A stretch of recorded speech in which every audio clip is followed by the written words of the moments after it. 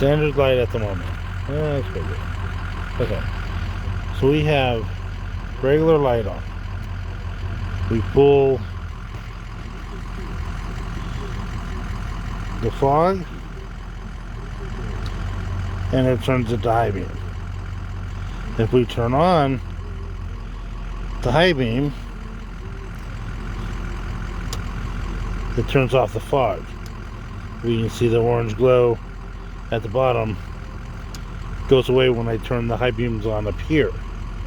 And we got the high beam indicator. High beam indicator, no fog light. Turn the fog light or the high beams off. The fog light goes on, but the high beams are still on.